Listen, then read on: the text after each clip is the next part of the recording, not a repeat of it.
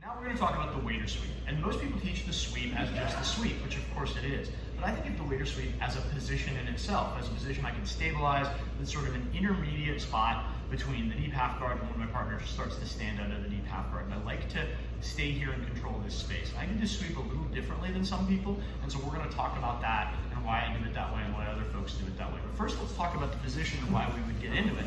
So if I try to enter the deep half guard, however I get there, remember how, and this is why I love this shin-on-shin entry, I want to keep this foot off the mat.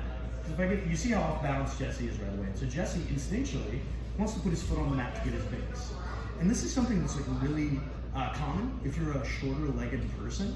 Because if you're a long legged person, you can extend their leg out. It's harder for them to put their foot on the mat. But as a short legged person, this happens to me all the time. And so Jesse will, so if I try my bridge sweep, it's not going to work. Jesse has a nice base there. But you can also see that I have a position here that I can maintain and stabilize. So what I'm going to try to do, and the reason this sweep is called the waiter sweep, is this hand is going to be palm up to the ceiling like a waiter carrying a tray.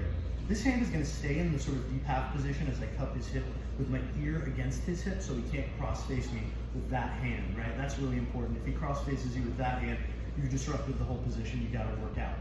So you see how I'm sort of parallel, or I'm perpendicular to Jesse right now?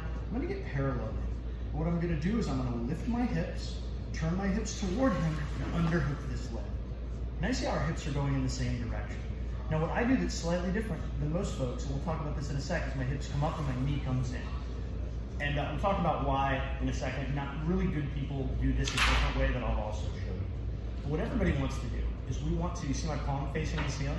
I want to get this foot like essentially up onto my shoulder. Because now, remember when Jesse put his feet on the mat, he felt he had a lot of balance.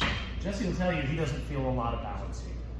So what I'm going to do now is my hips are going to extend up and I'm going to bump him toward the spar post. From here, I cup, let go, and retract my leg into the over-under passing position.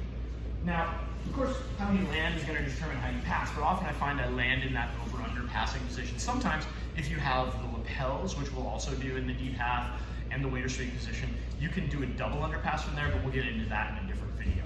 So, let's do that one more time. I'm going to show you the way I do it, and then I'm going to show you why there are other ways to do it as well.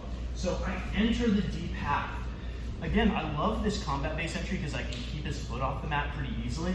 But if I enter a different way, or if it slips, or if he has a big strong leg and he puts his foot on the mat, pulls his heel toward my butt, suddenly he's got a nice strong base. So my hips come up and I under.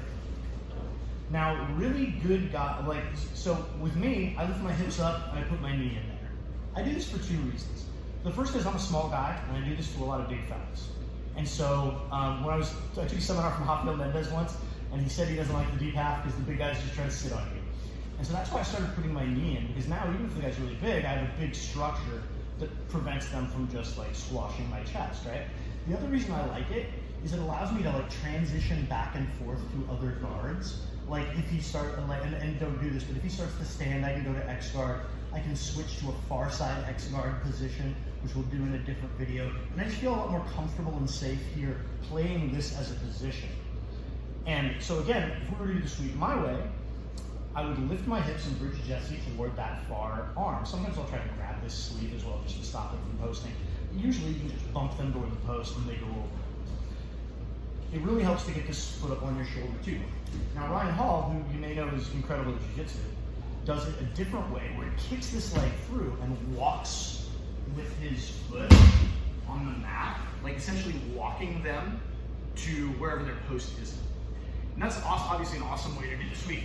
But there are reasons, just maybe body type dependent, or maybe just ways that I came up doing it, where I prefer to have my knee in personally. But a lot of really amazing guys do it the other way as well.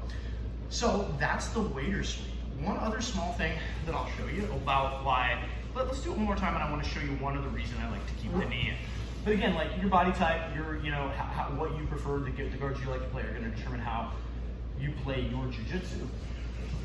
But the other reason I really like, so for one thing, first of all, let's go back to the basics here, which is like, if I can keep that foot off the mat, it's going to make my life a lot easier. That's why I like to play with these hooks. If I have the hook in the front, I can sweep him back easily. If I have the hook in the back, I can take the back a little more easily. But if he can't put his foot on the mat, he's just not going to be as stable. Right? That's why I like it. Unfortunately, we don't always get what we want, so sometimes he gets his foot on the mat. Right? Boom. If I don't have my knee in right away, I'll lift my hips and put my knee in. I forgot to mention to you, like, the other reason I like to keep this knee in is there's a sweep that I do that I call the 7-guard sweep. It's a term I learned from Dave Camarillo, where I lift and I step on his knee. This is a very short leg flexible guy sweep, and so I will teach it, but it is really body type dependent. That's a reason that I really like to do this one. Finally, other reason I like to keep the knee in, so I get the underhook, I can push, and I can go get X guard on this far side, do our standard stand up with base sweep. So it gives me some options.